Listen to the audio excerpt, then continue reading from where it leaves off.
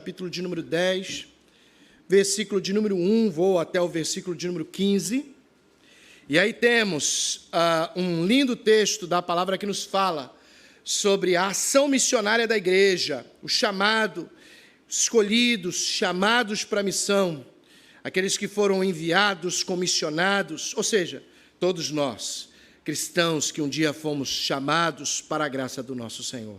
No caso, a escolha dos 12 apóstolos, e depois continuamos com a instrução de Jesus para esses 12. Evangelho conforme escreveu Mateus, capítulo de número 10, versículo de número 1, e o texto bíblico nos diz: tendo chamado os seus 12 discípulos, deu-lhes Jesus autoridade sobre espíritos imundos para os expelir e para curar toda sorte de doenças e enfermidades. Ora, os nomes dos 12 apóstolos são esses: primeiro Simão, por sobrenome Pedro, e André, seu irmão, Tiago, filho de Zebedeu, e João, seu irmão, Filipe e Bartolomeu, Tomé, Mateus, o publicano, Tiago, filho de Alfeu, e Tadeu, Simão, o zelote, e Judas Iscariotes, que foi quem o traiu. A esses 12 enviou Jesus, dando-lhes as seguintes instruções: não tomeis o rumo aos gentios, nem entreis em cidade de samaritanos, mas de preferência procurai as ovelhas perdidas da casa de Israel. E à medida que seguirdes, pregai que está próximo o reino dos céus. Curai enfermos, ressuscitai mortos, purificai leprosos, expeli demônios, de graça recebestes, de graça dai. Não vos provereis de ouro, nem de prata, nem de cobre nos vossos cintos, nem de alforje para o caminho, nem de 2 túnicas, nem de sandálias, nem de bordão, porque digno é o trabalhador do seu alimento. Em qualquer cidade ou povoado em que entrardes, indagai quem neles é digno, e aí ficai, até vos retirardes. Ao entrardes na casa, saudai-a. Se com efeito a casa for digna, venha sobre ela a vossa paz. Se, porém, não for, torne para vós outros a vossa paz. Se alguém não vos receber, nem ouvir as vossas palavras, ao sairdes daquela casa ou daquela cidade, sacudi o pó dos vossos pés. Em verdade vos digo que menos rigor haverá para Sodoma e Gomorra no dia do juízo do que para aquela cidade. Amém. Graças a Deus pelo Senhor e pela sua palavra. Deixe, por favor, a sua Bíblia aberta no texto. Nos servirá de base para essa breve meditação nessa manhã. Privilégio, oportunidade que temos de aprendermos mais com o Senhor. Feche os teus olhos, vamos orar. Vamos pedir ao Senhor que fala ao nosso coração, que fale hoje, outra vez, como o Senhor tem feito sempre aqui nesse lugar, que seja o Senhor, através do seu Santo Espírito, falando ao nosso coração. Amém. Senhor, nós te agradecemos por esse domingo, te agradecemos pela tua graça, te agradecemos pelo teu amor, te agradecemos pela tua misericórdia. E agora, de maneira especial, Senhor, em que estamos nesse lugar, não somos dignos de entrar aqui, o Senhor nos permitiu. Glorificado seja o teu nome, Senhor. Através do sangue precioso de Jesus, temos esse livre acesso à tua presença, Senhor.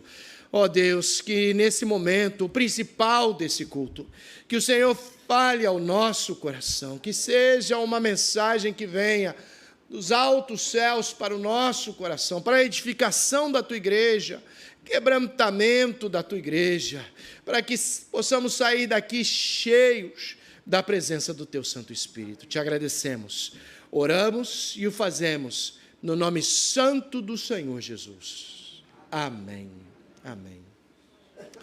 Contando essa história a você sobre a nossa tarefa missionária transcultural no Paraguai, esse tempo de 10 anos que ali ficamos, olhando para trás e olhando esse vídeo, as fotos que eu te mostrei, meu coração também fica muito tocado.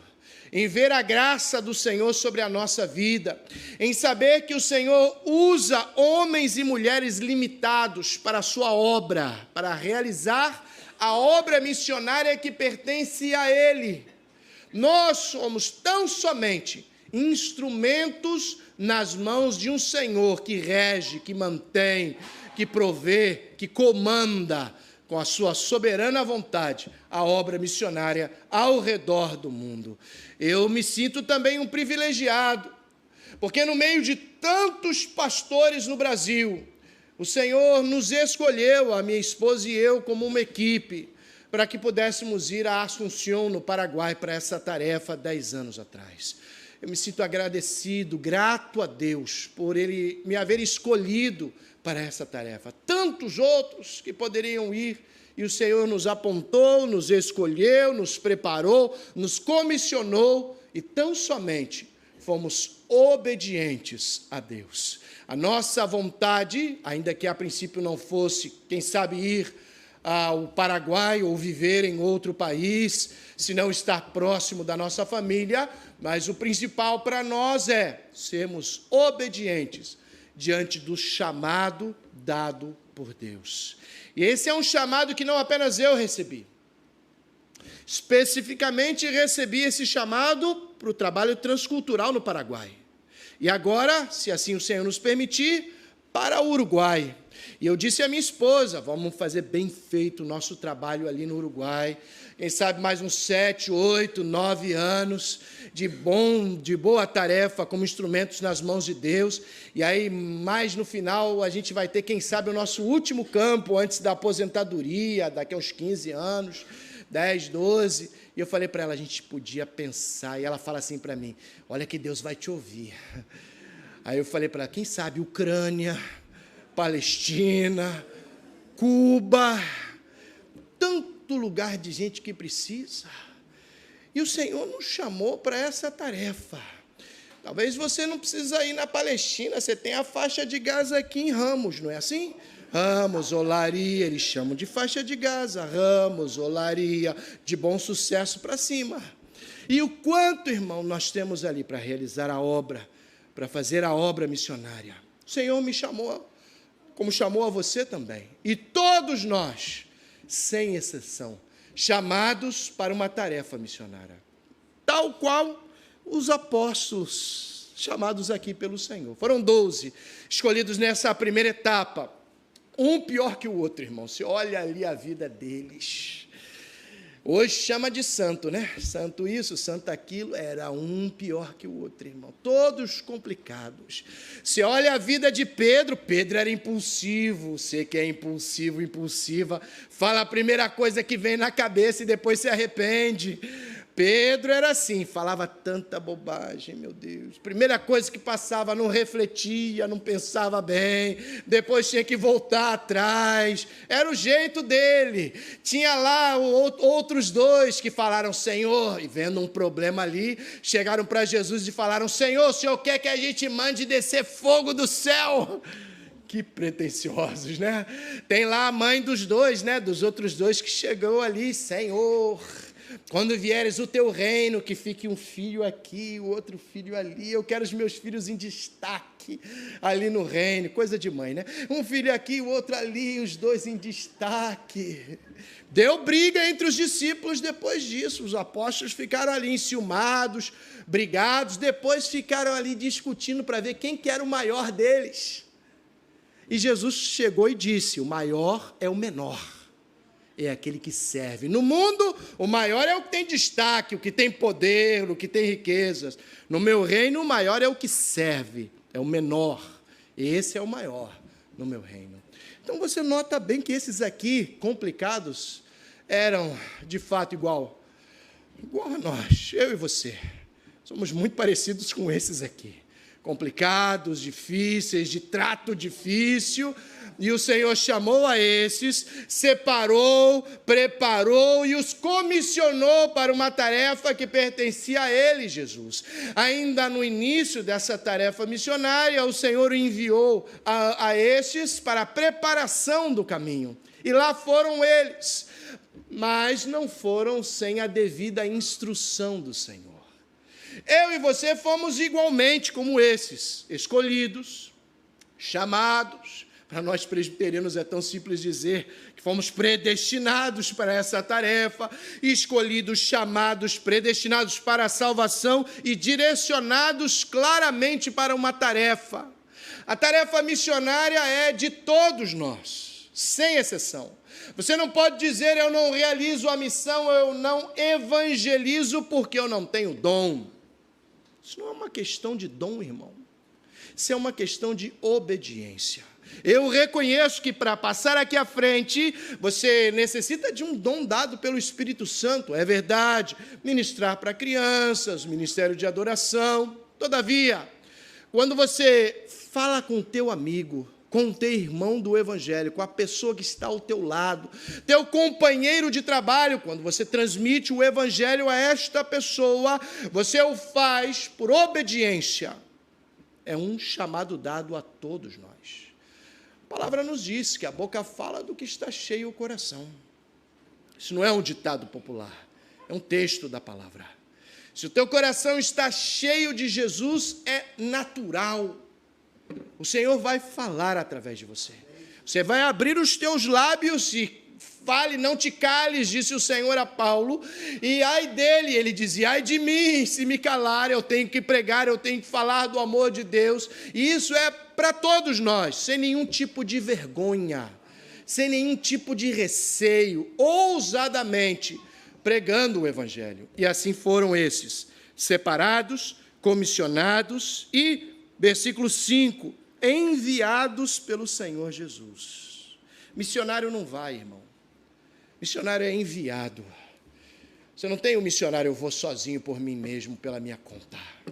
O missionário sempre é enviado pela igreja. Eu fui enviado pela igreja brasileira para servir no Paraguai. Agora eu vou ser enviado pela igreja para servir ao Senhor no Uruguai. E depois para um outro lugar, conforme a orientação do Senhor, e assim vamos. Nós não chegamos ali por conta própria para realizar uma tarefa. E é sempre assim, nos textos bíblicos você percebe bem. Paulo e Barnabé foram enviados pela igreja de Antioquia. Aqui Jesus estava enviando esses para esta tarefa missionária. E ali, tendo sido escolhidos, preparados e enviados pelo Senhor, o Senhor passou a dar a eles algumas instruções. E eu repasso elas contigo hoje. Na primeira delas, o Senhor diz, versículo 5, não tomeis rumo aos gentios, nem entreis em cidade de samaritanos, mas de preferência procurai as ovelhas perdidas da casa de Israel. Significava que o Senhor estava fazendo acepção de pessoas, irmão. Não era para nem samaritano, nem gentios, apenas judeus. Não, não é isso. Até porque nós vemos Jesus Cristo com a mulher samaritana, João capítulo de número 4. Nós vemos Jesus com gregos evangelizando. Nós vemos aquele centurião romano que tinha o seu servo muito enfermo e Jesus cura à distância o servo daquele centurião romano. Ou seja, o Senhor lidava com gentios, com samaritanos, o Senhor lidava com judeus, ainda que tenha sido perseguido e morto pelos judeus, não especificamente que o Senhor disse é só para esses judeus, mas o que o Senhor estava a dizer aqui é, vocês devem ter um objetivo, um propósito específico para este primeiro momento. Quando chegamos ao Paraguai, e sempre que um missionário vai para um campo missionário transcultural, ele tem que ter de maneira muito clara qual é a tarefa específica que ele vai desempenhar ali, naquele lugar. E você não pode perder o foco, ter foco, objetivo determinado, um foco para realizar a tarefa. Você vai perceber que isso era bastante claro nos textos bíblicos, nos salta à vista nos textos bíblicos, desde a criação do mundo, passando por todos, Adão, Eva, Abraão, Moisés, Davi, o Senhor sempre dava a eles um foco, um objetivo bem determinado, que era necessário ser cumprido, completado. Nesse caso, esta missão específica. Foque nos judeus, para este momento, Houve um foco do Senhor nesse instante, porque a tarefa missionária tem que ter um foco bem determinado. Cheguei em Assunção, tive a chance de dar aula nesse seminário ali paraguaio, da missão coreana, mas não dava, porque o meu foco era na plantação daquela igreja. É claro que eu tive algumas atividades secundárias, como formação de líderes, uma constituição, estatutos novos para a igreja, tomei um cuidado de buscar isso, um inário novo, mas eram secundários. Meu foco, o objetivo principal é plantar uma igreja, deixar a igreja organizada em um local próprio, com um pastor nativo que me substituísse. No Uruguai, o foco é o mesmo. Você deve aprender que, de igual modo, na tua vida, o Senhor tem um ministério, um chamado, um propósito específico, bem determinado para a tua vida, que vai muito mais além do que só vir à igreja aos domingos para cumprir um costume cultural ou religioso ou o que seja. É claro que nós devemos congregar, é claro que você deve estar aqui nesse lugar para aprender mais do Evangelho, para congregar com os teus irmãos, para serem fortalecidos na fé, mas mais que isso, o Senhor tem um chamado específico para a tua vida, dentro dessas 4 paredes e fora também. Qual é o teu?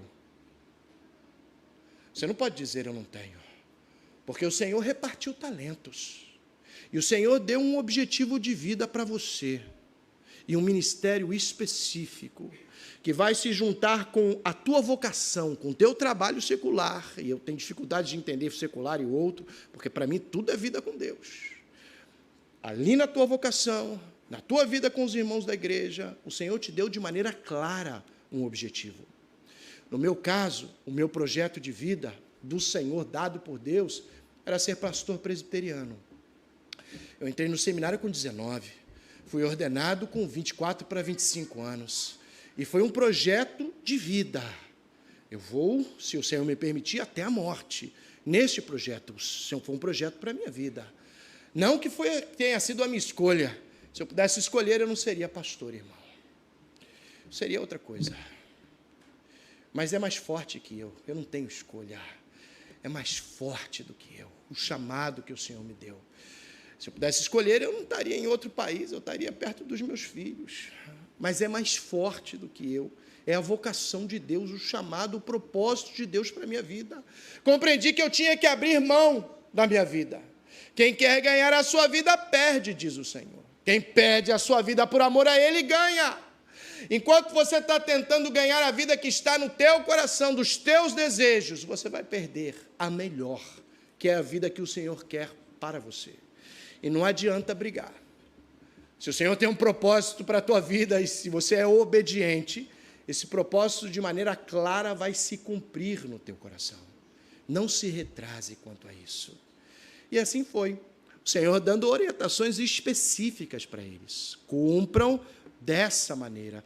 Afinal, Ele é o Senhor da obra. Chamou, comissionou, enviou a esses. E o Senhor disse a eles de maneira clara: e à medida que seguides, pregai que está próximo o reino dos céus.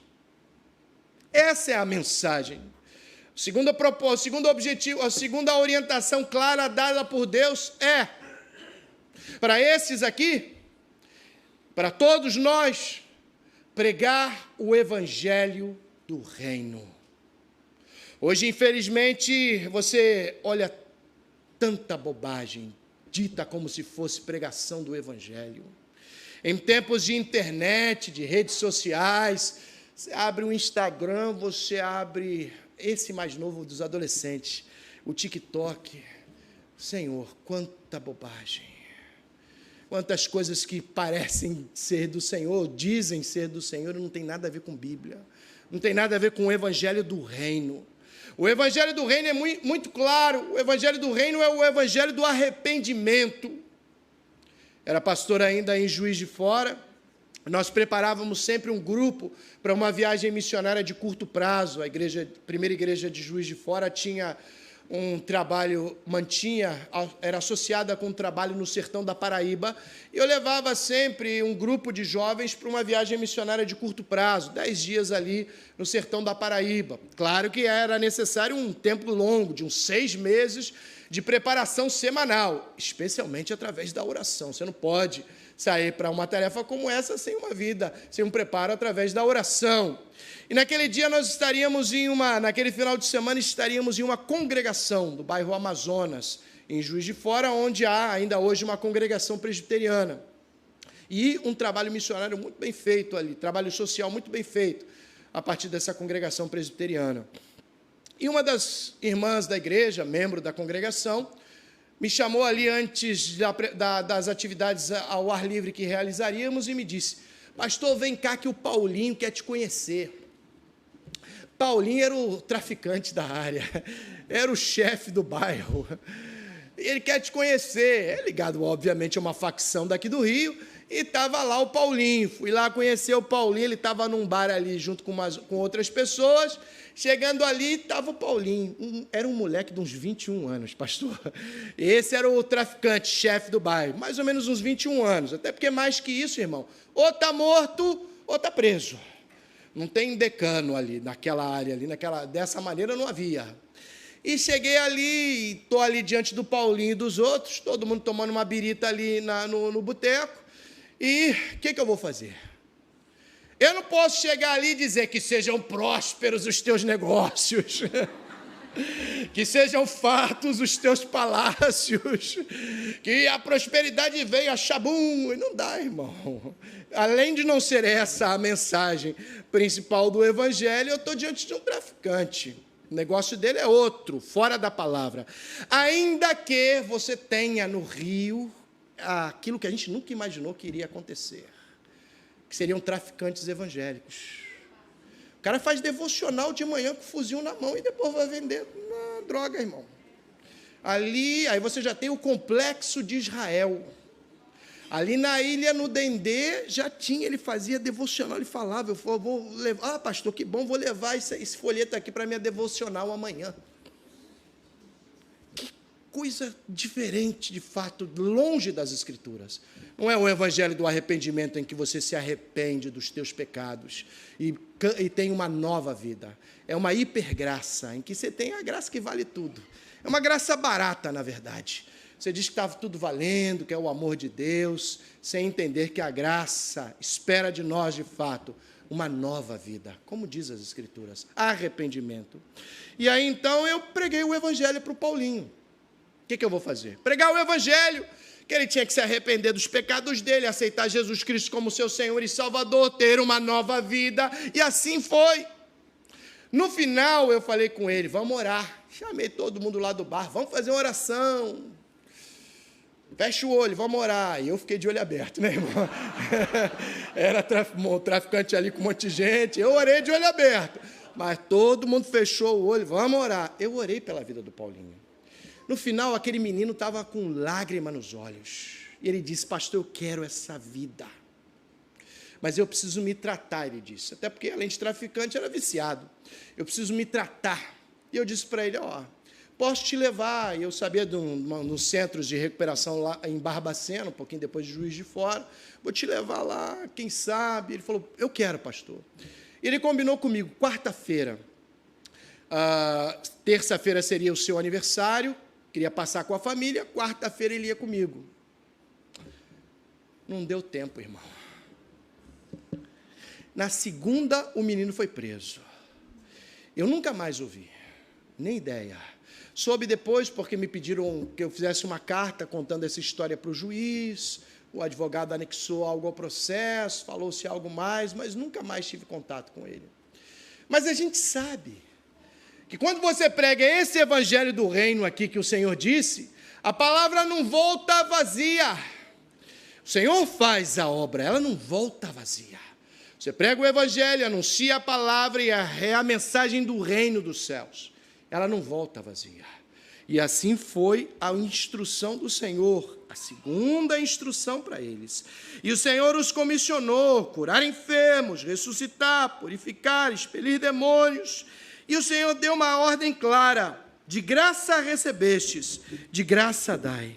E continuou: não vos provereis de ouro, nem de prata, nem de cobre nos vossos cintos, nem de alforje para o caminho, nem de 2 túnicas, nem de sandálias, nem de bordão, porque digno é o trabalhador do seu alimento. Ou seja, eles não poderiam viver na ostentação do Evangelho. É outro tipo de esquisitice dos dias de hoje. Você vai ali, numa rápida olhada no YouTube, no TikTok, no Instagram, você vai ver pastores ostentação. Teve um que eu vi e não tinha nada a ver com Jesus, pastor. O homem parecia um cantor sertanejo, marambadão, com a Ferrari dele, parava na igreja, cabelinho assim, tipo de cantor sertanejo e tal, pregando aquela mensagem que adoça o ouvido da pessoa, os amadinhos de Deus ou o que seja. Não tem a mensagem do arrependimento, do mudança de vida. Era aquilo que era para adoçar o ouvido do presente tempo, do século de hoje, desses dias. E o ostentação. Não se parece com Pedro, não se parece com Paulo. Você não vai ver nenhum deles ostentando como os muitos ditos apóstolos do dia de hoje, o que já é uma esquisitice, porque não tem mais apóstolo, irmão. Ali cessaram, naquele tempo, dos 3 ofícios, o diaconato permanece, o presbiterato permanece, os apóstolos cessaram com este aqui. Com estes, na inclusão de Paulo. Você tem 12 portas na Nova Jerusalém, a inscrição das 12 tribos e o nome dos 12 apóstolos, naquele que foi inserido depois, o apóstolo Paulo. Claro que você tem a tarefa missionária como dos apóstolos, mas esse ofício não existe mais. Ele cessou nos que foram chamados diretamente por Jesus e naqueles que andaram com Cristo desde o princípio. Esse era o princípio bíblico. E aí você nota esses, vivendo este tipo de ostentação. Numa cidade onde eu fui pastor, havia um desses. Conheci 2. Um foi reserva do Fluminense. E nos anos 90, de repente, virou pastor e agora é apóstolo. Era reserva no time, virou. Na época a gente foi para a 3ª divisão ainda, ele era reserva. Depois virou apóstolo. Achou que estava melhor. Ostentação. E conheci um outro. Esse só andava em linho italiano, mas era assim. Os membros da igreja, isso era ordem, regra nos estatutos da igreja. 1 salário do teu ano, 1 salário do mês, no ano dos 13 que você tem, 1 você dava direto para o pastor. Você tinha que separar 1, direto para o pastor. O pastor foi construir uma casa, a mansão. Os membros da igreja, os 12 do colegiado dele, construíram. É a ostentação em nome do Evangelho. E você vai nos picaretas desse, na internet, sempre tem agora a facilidade do Pix. R$7, ele começa a live com o desafio do 7. R$7, para você ser abençoado. E assim você vai. Completamente diferente desta orientação do Senhor. Não é que vá contra você ter bens materiais para manter a tua família com segurança. Não é disso que eu estou falando. Você pode ter bens materiais para dar uma boa educação para os teus filhos. Isso é bíblico, não se preocupe. Você pode ter bens materiais para dar conforto e segurança para a tua família, tranquilo. Para sair numa viagem de férias. Glória a Deus, é fruto do teu trabalho. Isto sim, não é esta classe de ostentação estranha que vemos hoje. Mas contra esta que se diz crente, esta nós mostramos a palavra. Pastor, você está julgando. Não, irmão. Eu estou denunciando como é feito dentro da palavra. Esse tipo de descrente, se diz apóstolo, e dessa ostentação, ele deve ser nomeado e denunciado como falso profeta. Como fizeram Isaías, Ezequiel, Jeremias, denunciando os falsos profetas da sua época. Porque servo de Deus é este da orientação de Jesus, conforme o texto que eu li com você. E mais para o final, vemos que o Senhor, então, não só deu a eles esta tarefa, versículo de número 1, de objetivo claro, de ir da casa de Israel, um foco, um objetivo, pregar de maneira através do Espírito Santo o reino de Deus, comissionados para viver uma vida não com ostentação, senão com humildade e simplicidade no reino. Eles deveriam ser, por final, instrumentos da paz de Cristo. E em qualquer cidade ou povoado, versículo 11, em que entrardes, indagai quem neles é digno, e aí ficai até vos retirardes. Ao entrardes na casa, saudai-a, e se com efeito a casa for digna, venha sobre ela a vossa paz. Se porém não o for, torne para vós outros a vossa paz. Não paz que seja nossa, senão a paz do Senhor que reverbera, que vai além através da nossa vida. Nisso o Senhor diz que eles deveriam ser, além de tudo, instrumentos da paz do Senhor. Para que você seja um instrumento da paz do Senhor, primeiro o seu coração tem que estar pacificado. Quantas vezes nós, como cristãos, somos tão agitados, ensimesmados, inquietos, como meninos ao vento, diz o texto bíblico, quando na verdade deveríamos, por sermos cristãos, já maduros na fé, já deveríamos ter um coração tranquilo, pacificado, em paz. Um coração pacificado não se altera por pouca coisa. Um coração pacificado não se irrita com pequenas coisas. De repente você passa a se irritar apenas com pequenas coisas, e a Bíblia diz que você deve aprender a combater o bom combate. Tem coisa da qual você deve se indignar e combater. Tem outras, irmão, que são pequenas coisas, que não cabem à tua irritação. Tantas pessoas se irritam por conta do copo que está em cima da pia, por conta de como está a cortina, por conta de como apertam a pasta de dente. Eu sei que às vezes irrita isso, irmão. Mas tem coisa mais importante para tirar a tua paz. Você deve aprender a ter um coração pacificado, irmão, em paz, tranquilo, e ser um instrumento da paz, inclusive dentro da igreja. Quantas vezes nós vamos brigando por pouca coisa? Você viu aí essas fotos, irmão? Tão bacana, né? Também passei por problemas de relacionamento nessa igreja, que nós mesmos estávamos ali como instrumentos para plantar. Veio um primeiro grupo, se converteu.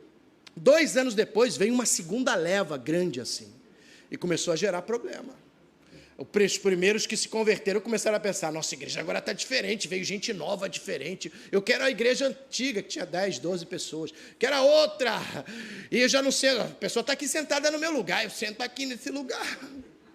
Tantos anos, tanto tempo. Mas era gente nova que não sabia ainda, irmão. Não tinha achado lugar para ela sentar no banco da igreja. Era gente que estava vindo com problemas, que tinha se convertido, e você tinha que ter todo um cuidado para lidar com isso e mostrar a eles que eles precisavam ser instrumentos da paz, para que não seja você quem vai tirar a paz da igreja por pequenas coisas. Tem coisas importantes que são inegociáveis, irmão, é verdade.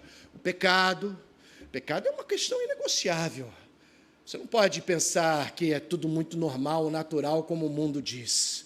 A Bíblia é óbvia, é muito clara quando diz sobre o que é pecado, o que é transgressão da lei de Deus. Quanto a isso, não há negociação. Ou seguimos ou não seguimos a palavra do Senhor. Isso é inegociável. Existem questões doutrinárias que, para nós, presbiterianos, e é a nossa identidade reformada presbiteriana, que é uma questão inegociável também. Agora, existem pequenas coisas periféricas que são mínimas, insignificantes, e muitas vezes se cria um problema gigantesco. Já vi igrejas que passaram lutas incríveis por conta de trocar a mesa da Santa Ceia, que já estava quase caindo, mas a mesa já tinha 60, 70 anos. O fulano de tal, na década de 30, serviu a ceia aqui. Ou a palmeira estava quase caindo. Era uma palmeira pequenininha, irmão, não era essa palmeira do Jardim Botânico. Era uma pequenininha, dava briga, a ponto de fazer abaixo-assinado para mandar para o conselho. 2, 3 meses da igreja parada por coisas insignificantes, quando tanta gente lá fora está precisando do evangelho, irmão. Guarde a tua energia para coisas mais importantes, na tua família, no teu trabalho, na tua vida na igreja. Foque para que você seja um instrumento de paz. Os enviados do Senhor Jesus são esses instrumentos de paz, diz o texto. Eles chegariam para cidades em conflito. A Palestina estava ocupada pelo Império Romano, o Israel não era um país independente. Eles chegariam para lugares de conflito, 3 povos diferentes, 3, 4 províncias em um lugar diminuto, brigados entre si, facções, grupos dentro dos judeus. E o Senhor disse que eles deveriam ser instrumentos de paz em uma nação tão dividida. Não é diferente do nosso país. É uma nação tão dividida. E nós devemos ser instrumentos de paz. Que o Senhor nos abençoe, irmãos.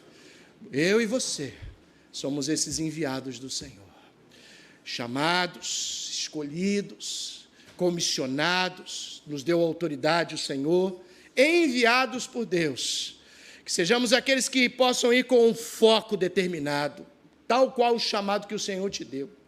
Que possamos ser os que vão pregar o evangelho do reino bíblico, nada que venha a adoçar os ouvidos dos homens, senão o evangelho bíblico, que muitas vezes vai gerar confronto no coração da pessoa. Que você seja aquele que vá com humildade, sem ostentação. Quem deve brilhar é Jesus, não você. E no final, que você seja um instrumento de paz, através do evangelho do Senhor. A verdadeira paz que o mundo lá fora não conhece e que nós sabemos que só existe através da graça de Jesus. Que assim seja, no nome de Jesus. Amém.